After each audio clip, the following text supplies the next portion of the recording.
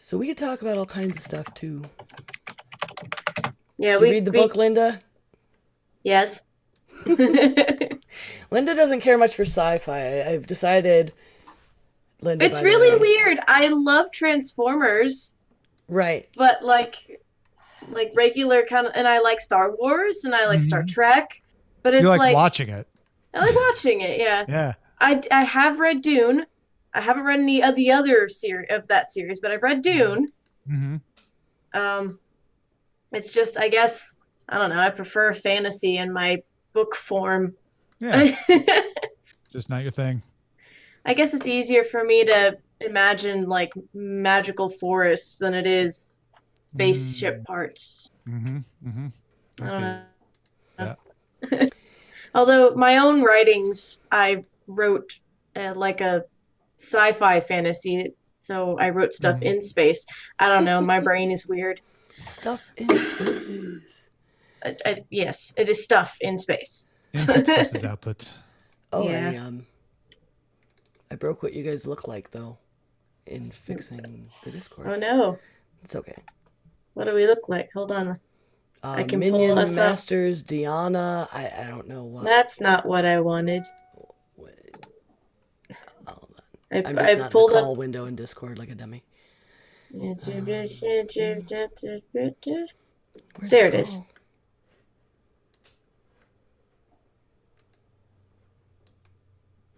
Okay, that should fix it. Nope.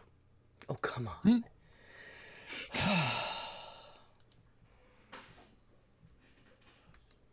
Why does it always have to be something? It's really just. Oh, well, while you're doing that, I almost forgot. I have a thing to show that I have finished. Let me go get it. Okay. Okay, are you gonna stay where you are, Kat, or are you gonna follow me? You're probably gonna follow me, aren't you? Alright, you gonna stay? Stay? No? No, just gonna follow.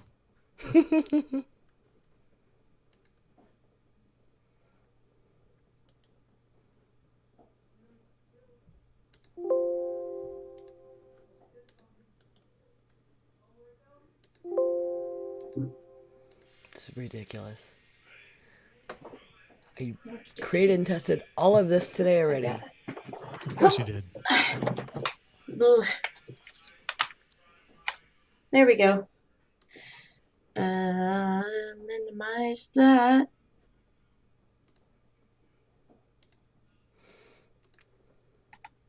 Nope, that's the wrong button. There's so many buttons and things open, I can't even. Great. Okay. It's not the right color, but that's okay. Uh,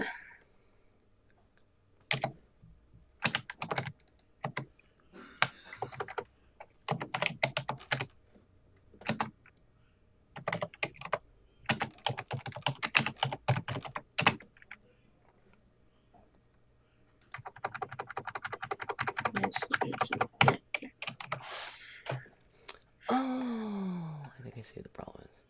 color, text color. There we go. Really, I promise I'm not always this bad at this. No, it's Tech called issues working are a with thing. technology.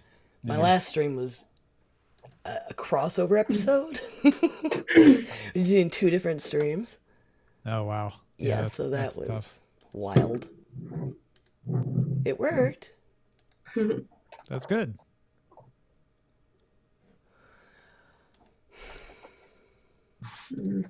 Water. Can't really see because it's clear liquid, but I have my Geek Girls glass. Awesome. If we ever get big enough to sell merch. Right? Yeah. It's gotta happen. Eventually, slowly, one by one. Hello, other cat. Baby boy. Yeah. My other cat does not fit on the back of the chair. He is 17 pounds. That's a lot of cat for the back of a chair. He's so big. You want to come up and say hi? Yeah. Here, buddy. This this is Jack. He's my big boy. Hi, Jack. Yeah.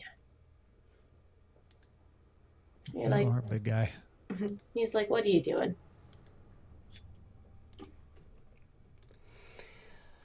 All right.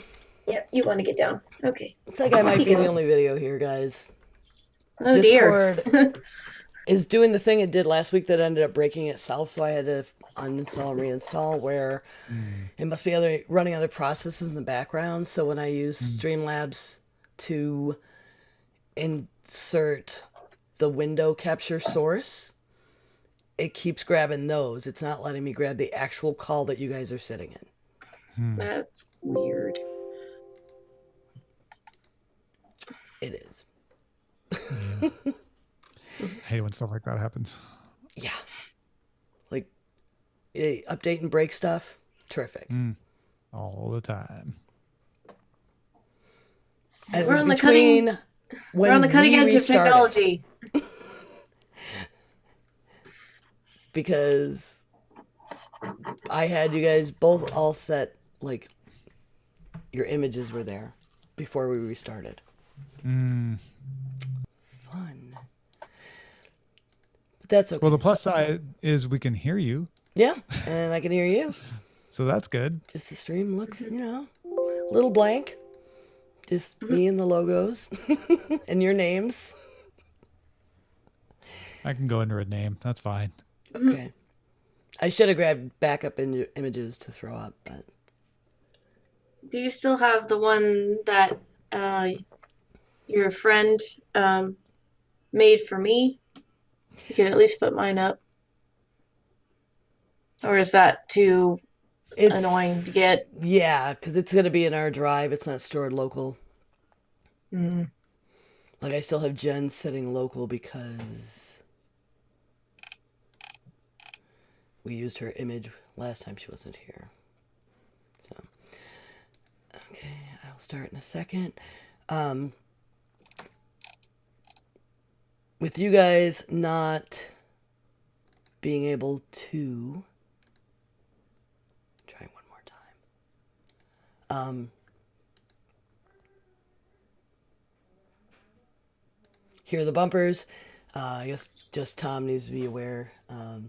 We just have the bumper at the beginning, so I'll handle the cues there. We've got a bumper before Geek Grapevine, so I can handle it there. And then at the very end, after we say good game, GG, I'll just play the Diamond Club thing, and then we're out. Okay. I'll just take your cues. Yep. All right, well, I guess we'll get going.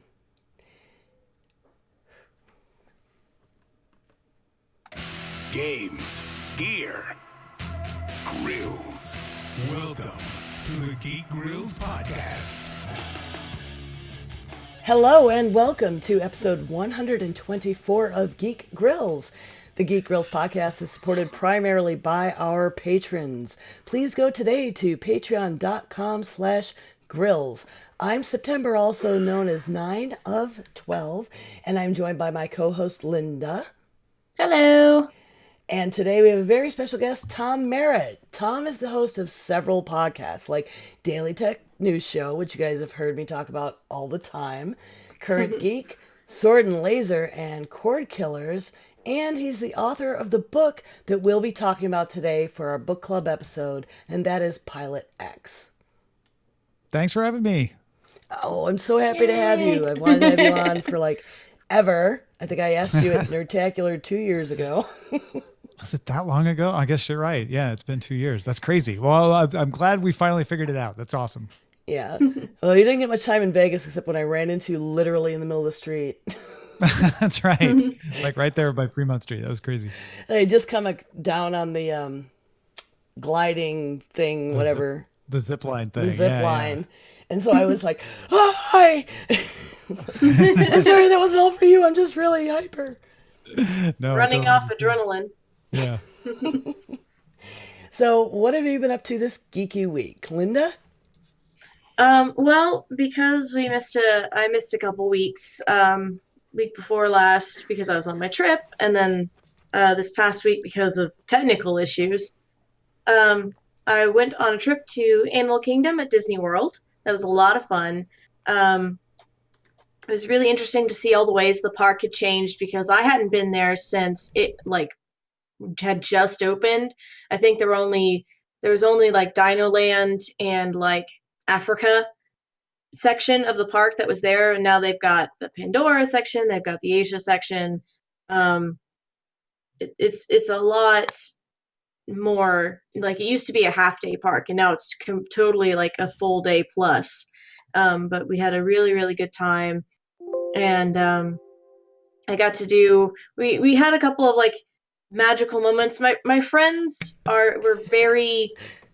My friends were like relying on me because I am the resident Disney head, to just bring the magic, and that did happen a couple times. So I got to keep my crown as the resident Disney princess of our friend group.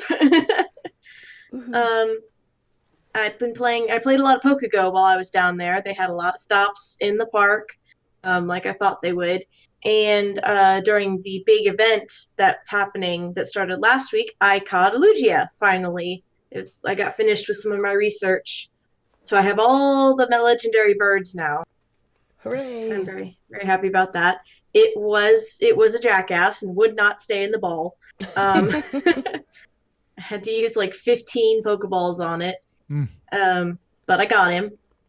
And then last weekend was the After the End LARP, which is the post-apoc sci-fi western, and that's a lot of gnomers, but they all are part of that game.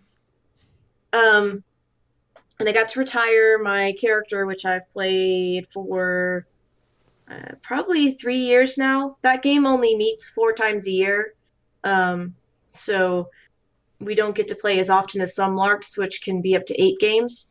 But I got to retire her, give her a good send off, a good ending to her story. So that was a lot of fun. And like all of the new players were like, "Oh no, you're retiring." I was like, Aw. "Yeah, I'm sorry. You get to meet my new character next game." And they're like, "Oh, sorry." um, and then today I finished a shawl. I can show you guys, even though the our stream isn't quite working, but it's basically Pretty. it's got flowers that are encased in like Ooh. a green. It kind of looks like stained glass to me. Yeah, yeah. Ooh, that's But like I'm really gothy. happy. Yeah, it's kind of gothy. Send Yeah. me I'm, an I'm In the super coolest happy with way. it. send me an image. I'll get that into our show notes, and I'll take this Okay. opportunity to apologize to our live viewers and our Patreons who get our video feed. But we had some technical issues, so I'm the only face you're seeing. Sorry. So were you up to this week, Tom? Well, other than the normal podcasting stuff, my wife and I have been watching a ton of Asian dramas. We watch some of them on Netflix, but we also use an app from a Japanese company called Rakuten called Viki, which is free. You can download it. It has ads in it, or you can pay to get rid of the ads. It's one of those kinds of deals. But we've been watching this series called Ashes of Love on Netflix, which is a Chinese genre called wuxia, which is basically just like lots of martial arts and taking place in sort of a mythological world. Like there's a heavenly emperor and there's demons. And I was telling Scott Johnson, like it feels like they're trying to use the worlds of World of Warcraft and set like a traditional Chinese mythological story in it. It's really fun. It's really cool. We've also watched a Korean drama called My Love from the Star about an alien who lands in Korea 400 years ago and is waiting for an asteroid to come close enough to the Earth that he can finally leave again. He's been stuck here, and then of course he falls in love, like right when his meteor is or his Well, asteroid yeah. is coming. And it's all very complicated. And there's one called W, which is probably the one that the widest number of people would like because it's also Korean, but it's about a comic book that's written by this older artist, and it's like the most popular comic book in all of Korea. And his daughter, who's a med student, accidentally gets pulled into the comic book and starts moving between the real world and the comic book world. And then comic book characters start coming into the real world. And some of them want to stop the author because he wants to end the comic book. And they're like, no way, we live here. You can't end the comic book. And that one's again neat. called W. And that one's on Viki as well. So it's kind of what we've been up to in our spare time, just watching TV. Oh, that sounds really interesting. I'm gonna have to check some of those out. Have you seen Cells at Work? No, I haven't. It's so cute. It is.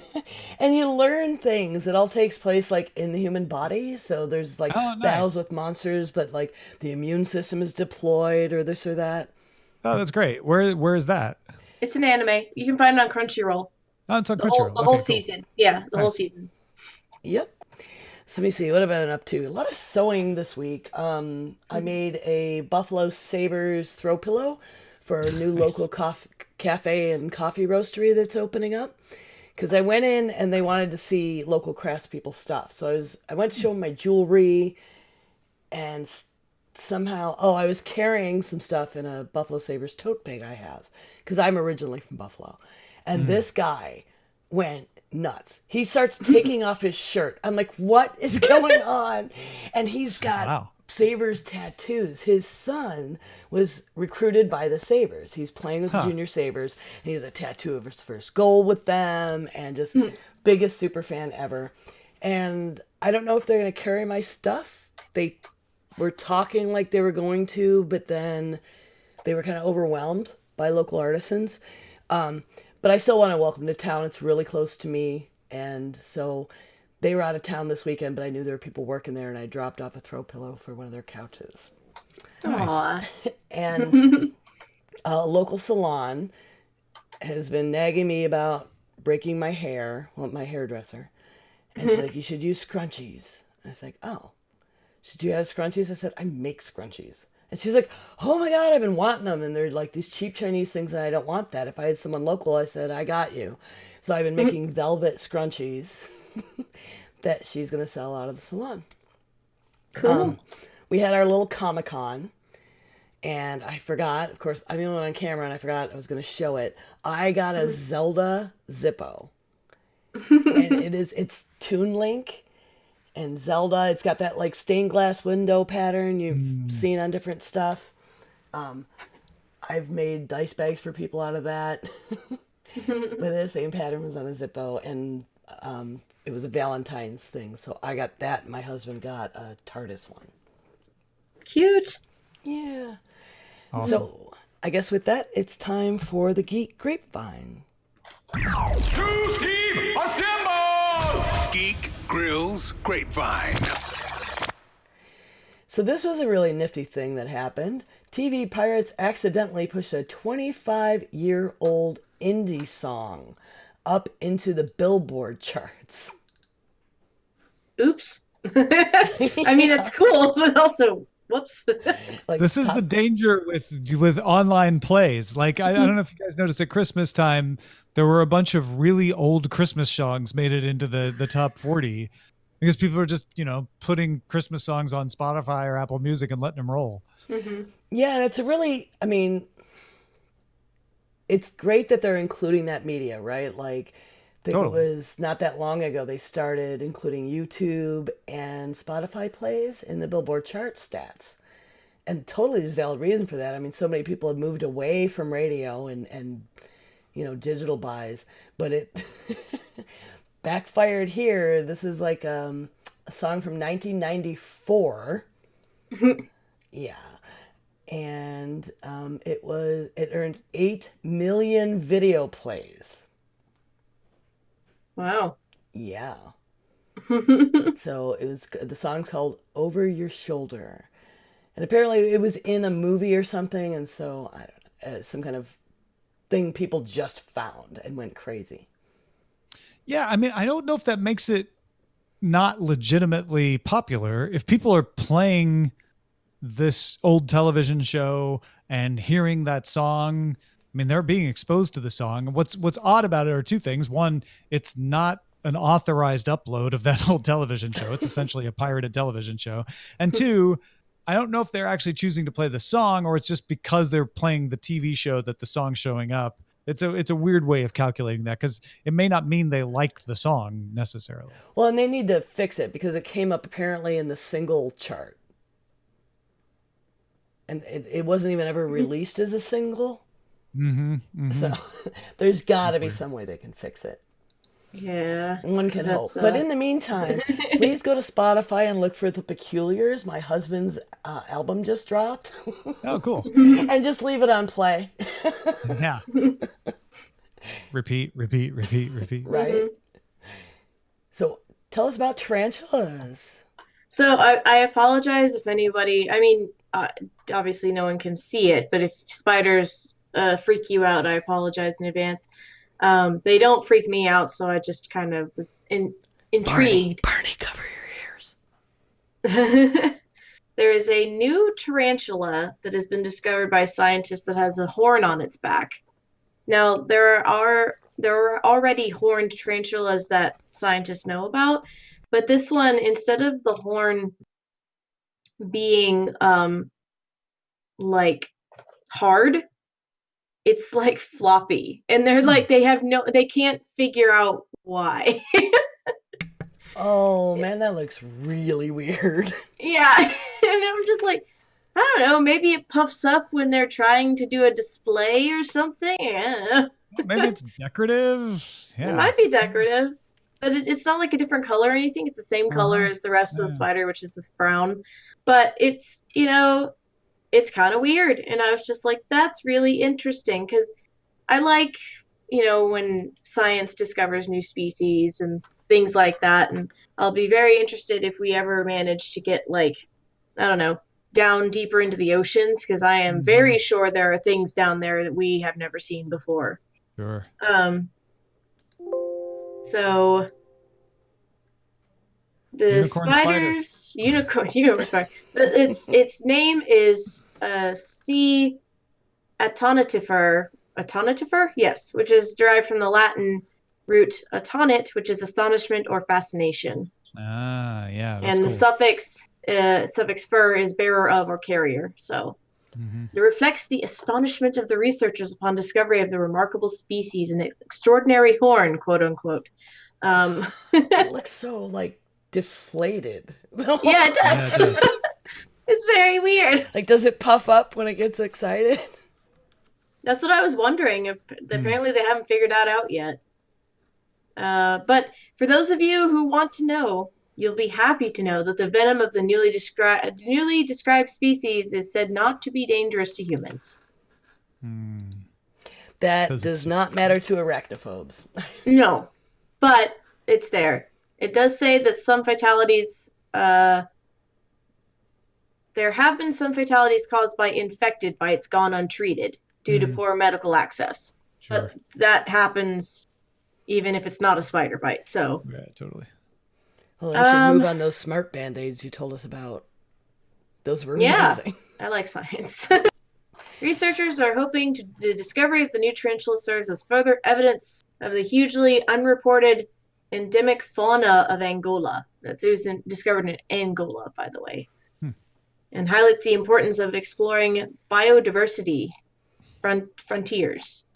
So Tom, you're the tech news guy. Have you got a story that's hot today you want to share? Oh, yeah. I've got all kinds of technology news stories. I did not put any in your lineup, though. Do you want me to just throw one on you? If you want. If not, that's fine, too. We can move on to our traditional weird road spills. No, we've got good stuff. If there was some good stuff on Daily Tech News Show today, including a toilet being developed by researchers at Rochester University that will measure your heart rate, act as an ECG, basically do the things that need to be done in a hospital setting to make sure that your heart is healthy. And this is good for people through your butt. Yeah, through your butt. This is good for people who don't can't or don't feel comfortable wearing sensors or moving into the machines. And they're obviously, these are people who are ambulatory. They're not using a bedpan or something. So you could use this at home potentially too, to alert you of anything that's, of concern. And pretty much everybody at some point is going to sit down. So you're going to get regular measurements. The one thing that's odd about this story is that they did say they have to make sure that they throw out the data from when you're actually pooping or peeing, because that pollutes the data. That your heart rate rises and gives weird results at that time. So they have to figure out how to look at that. Weird. Now I feel like I'm going to be looking at my Apple Watch and just to see what happens. Yeah, don't sit on your Apple Watch. Definitely. I don't. So Jen's not here, but I found a road spill. It's kind of a weird thing we do, Tom. Okay. At one point there was a lot of road spills, and some were really spectacular, like the beehives, and then they started on fire, and it just so it kind of became a regular thing, and people send them to us, and we look for them, and we have our own little genre of news. But in Thomasville, Florida, yesterday, nails. Oh, Over the road. Oh, like Spy Hunter. Right? 6:45 a.m. Monday morning. So, yeah, heavy commute time on the I-10, and, inside and center lanes of the I-10 just completely blocked by nails. Now, I got a nail on my tire not long ago, just one. Mm-hmm. Thought that was bad. Ugh. So epic commute fail. Right. Ugh. So I don't know unlucky. if that's better or worse than the granite. or just there have been so many. Yeah. So it's not that interesting. The money is always funny. Yeah. Right, because then people park and run after it. Yeah. Unless it's coins, which has been another, like, trying to figure out the measurements on how the mint measures coins, and they have it by weight. We were trying to figure out how much money it was because it was all dimes. Yes. So, today is a book club episode. Yay. Hooray! And we rolled a die on our list of books and came up with Pilot X. And I was happy because I got to reread it. And it was you've read it. I'm honored that you've read it at all, much less twice. Yeah, I read it. Oh, I don't even know. Some time ago, and I reread it, and I enjoyed it in the reread, which I don't reread books often. I mean, there's a handful. Like I've read The Belgariad and the Malorian, and Neuromancer, and wow, that's some heady company. Sandman. Like, those are probably the only things I read more than once. And I really love your book. There's a question I've been dying to ask you. Well, there's something I want to say about your style of writing that I find interesting. To me, your voice, you do this thing where you describe your way around something, and it's very Pratchett game. Like, there are a lot of UK authors, Adams, they have that voice of describing their way around something to describe it, that I didn't know if you noticed you do that. Like, I kept thinking of Hitchhiker's Guide to the Galaxy. One of the biggest things that always stuck in my mind was him describing a Vogon ship, and said it hung in the air much in the way a brick doesn't. Yes. Douglas Adams is one of my favorites, and I started reading him in high school, and I used to actually keep track of how many times I'd read each of the books in the trilogy, which at the time was still just a trilogy, with little pencil marks. I would erase every time I reread and track it again. So yeah, I would love to think I'm even a tenth as funny as Adams and Pratchett. Those guys are hilarious, but I'm sure that influence is what you're feeling for sure. Yeah, I was a Hitchhiker's nerd. I owned the radio scripts. Like, oh yeah, I had those too. And the thing I was wanting to ask you, so the name, you do this thing with when naming characters at the beginning, and I think you do a really clever job of, like, it has a really strange spelling, but people just say an easier thing. And it's a way to introduce, like, how alien these aliens are, whether it's something about a split tongue or two tongues and you can't say it. And then you do that several times, and then you use the name of a character, and his name is Hough, his last name. I think he's a Linden. Do you know anyone with that name? Because I do. I dated a guy in high school whose name was spelled that way, and it's actually pronounced Hawk. Oh, So see, I was thinking of a baseball player named Charlie, but he pronounced his last name Huff. Huh. Well, either way, like, all of a sudden you used that name and didn't describe how it was pronounced in the book, and I was like, "Is that on purpose?" I thought it was Hugh. Like, I thought it was Hugh. But that's my own brain, like. So it wasn't on purpose. It ended up being really funny because it was like all of a sudden you stopped doing it on a name that has many pronunciations. Well, what the reason that those pronunciations are in there for the folks in the Fringe Cascade, I think, are the ones that have the crazy names that are pronounced in simple ways. Was my editor was saying these are going to be really hard for the audiobook. He's like, maybe we should just simplify the names. And I was like, oh, but I like the idea that their names are like ridiculous to show that this is definitely a different culture. It's a different, different species, et cetera. And so we kind of met in the middle. Our compromise was that I would leave the spellings in these ridiculous ways, but I would give them pronunciations that the audiobook reader could actually pronounce. Oh, see, all that forethought, and it ended up coming out, I think, like Hawk, Hugh, or Huff, however you pronounce it. I probably was just like, oh, but that one, that one's not alien, so I'm just going to leave that one right there. So that leaves the question, how is it pronounced in the audiobook? It must have been Huff. Yeah, I think so. Because that's what you told him. Right. Interesting. I have to remember if I ever write a book. Be careful. This is why we have editors. Yeah. Yeah. Yeah, and your editor is fantastic. I only found one thing in the whole book. So well, yeah, and there's multiple editors, right? There's Cleet was the guy who was helping me with the story edit on this one, but there's also copy editors, and man, God bless copy editors, because no matter how many times anyone looks at I looked at this thing 3 or 4 times, more than that, dozens of times. Cleet looked at it multiple times. The copy editor looks at it multiple times. Like, these things go through so many edits, and it's one thing you learn, because I've been working in journalism since the 90s. No matter how many times you look at a piece of copy, you cannot be sure you've seen everything. Yep.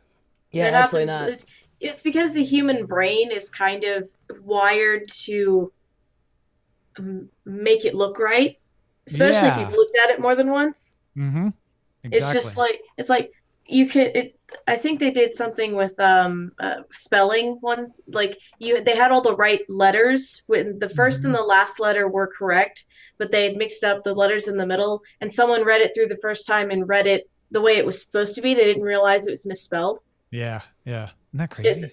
Yeah. So, Brains are weird. Yay, brains.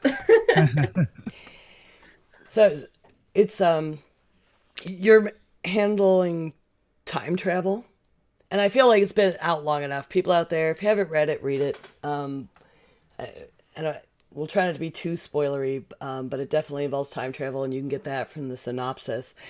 And you handle that really well, and that's hard to handle. Sci-fi people were always pulling our hair out about it. I'm one of those people that I don't like time travel in books and such, because it's just like, but if you go back to the past and you change this, now it's different in the future. Or if you go to the future and you tweak things, but you were back there. Like, it's one of the reasons why I didn't, like, after I think a couple of seasons of Sailor Moon, they had a lot of the time travel, and I'm like, that makes no sense.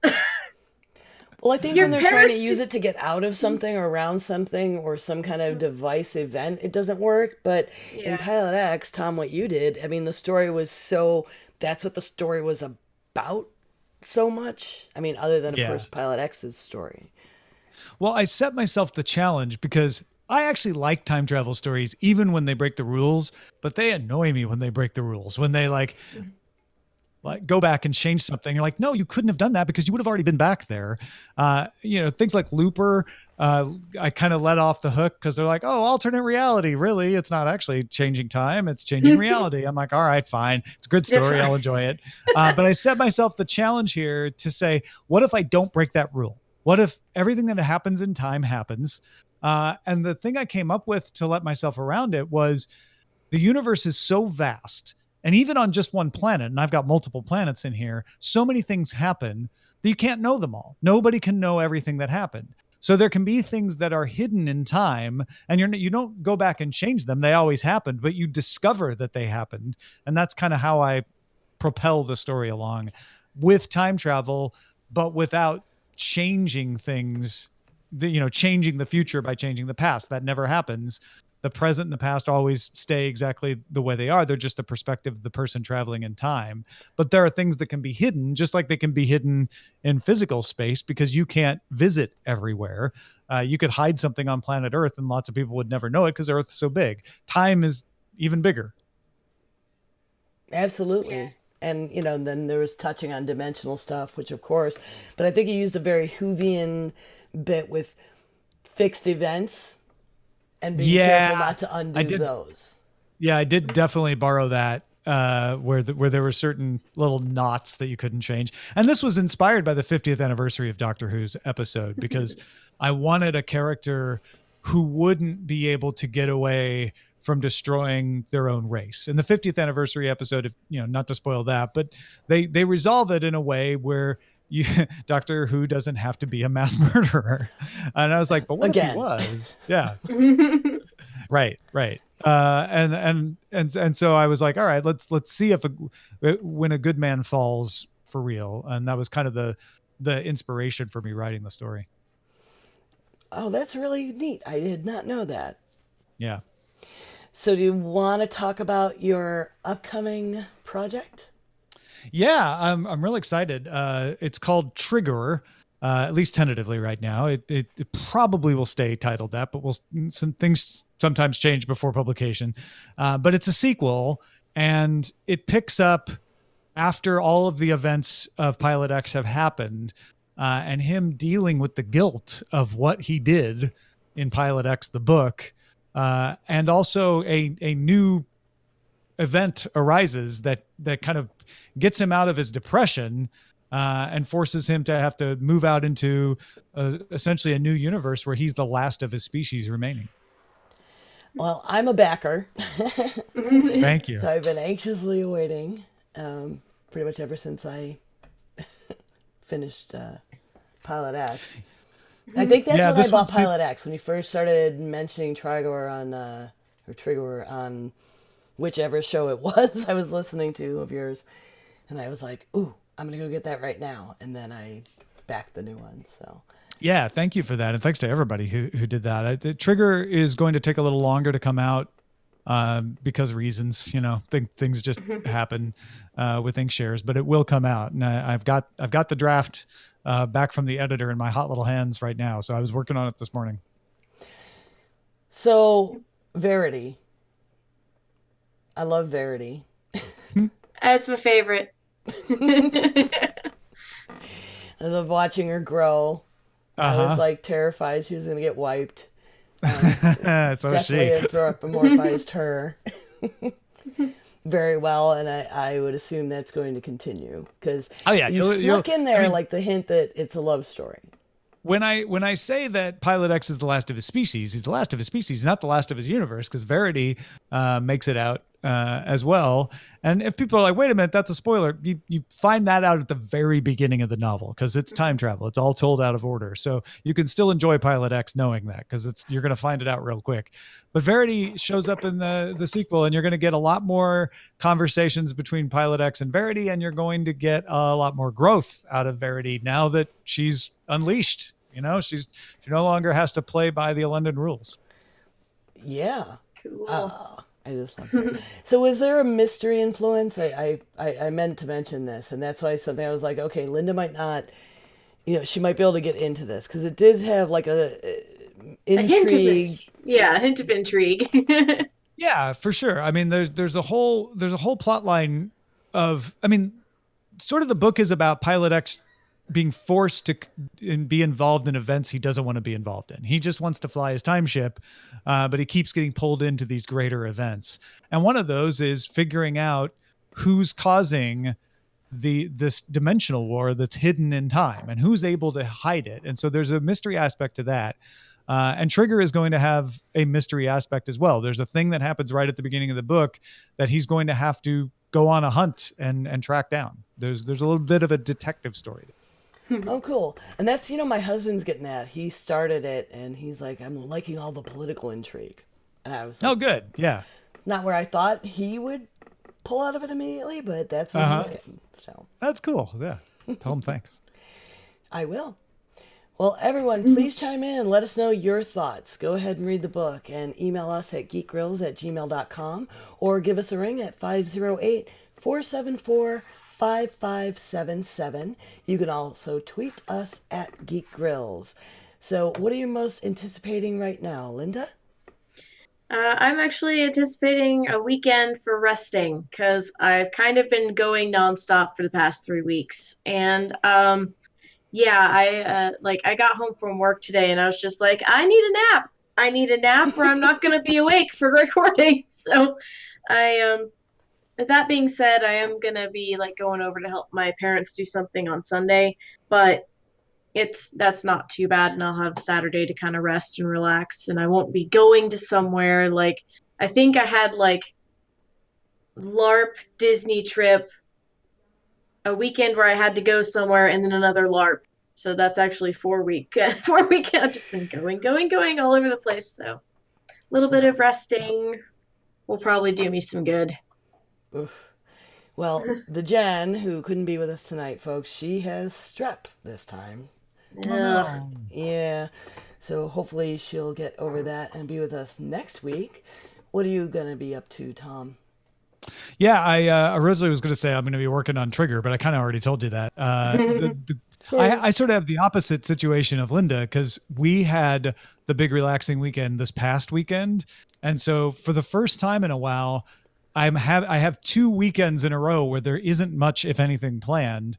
So I'm actually looking forward this weekend to being productive, like actually getting some stuff done around the house that I never get a chance to do because I'm working all the time. Tackling the honeydew list. Yep. Well, I think tomorrow I'm hosting trivia at the brewery again.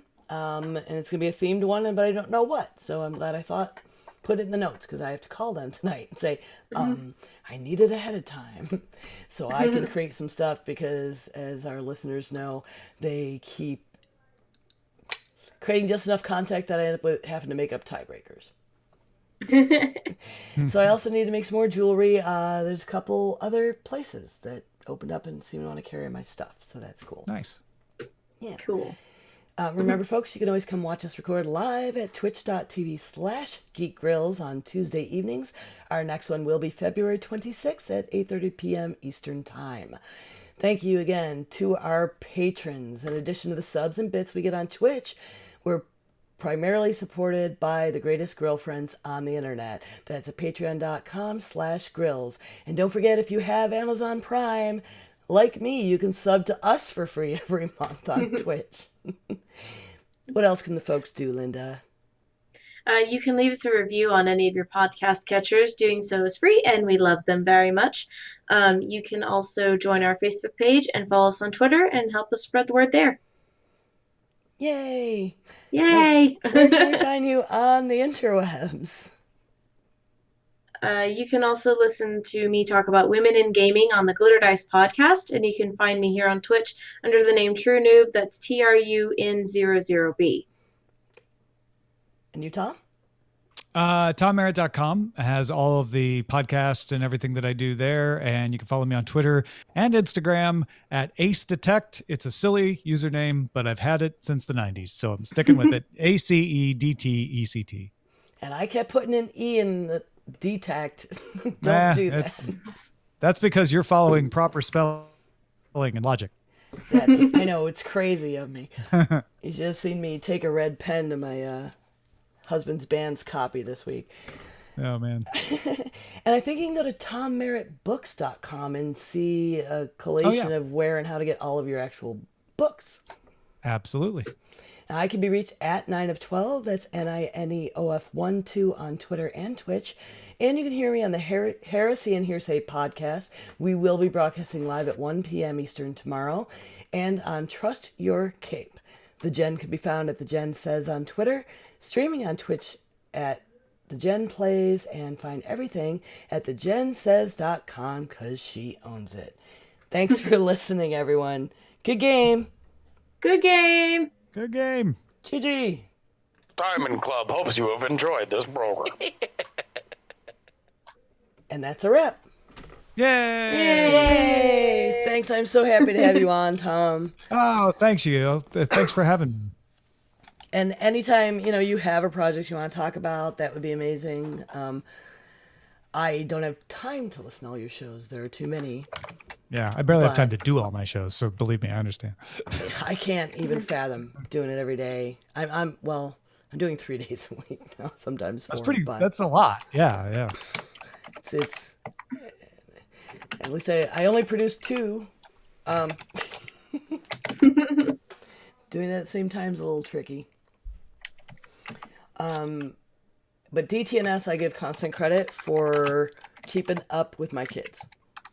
Ah, helpful. That's a good quote to put on the cover. Yeah. Yeah, they think they're so, they know everything, and Mom, you're stupid. And they come to me with something. I'm like, yeah, I knew that last week. That's great. And I've got the Alexa. I get my briefing. Mm-hmm. So okay, yeah. Daily even Tech when I'm not headlines, fully right. caught up on the shows, that's what I do when I'm like cooking dinner. Cool. Perfect. That's what it's for. Awesome. Yeah, it is so awesome for that. I got like you guys and CBC and CNET and Nice. my little briefing. Yay. Oh, I'm so glad it's useful. It really, really is. It's my favorite. Well, Skyrim's pretty cool, but I don't really know how to play. But just knowing that like almost text-to-speech game exists on Alexa is pretty fantastic. I thought it was a joke when I saw the ads. And my husband just walked over and said, play Skyrim, and it worked. No, that's crazy. And it just reminded me of like the old text games we played on the Apple and stuff. Yeah. Okay. That's so cool. Well, I'm going to head out. I'll edit this and I will post tomorrow. Thanks, y'all. All right. Thank you. Thank Have a you. good night. Bye. Nice talking with you.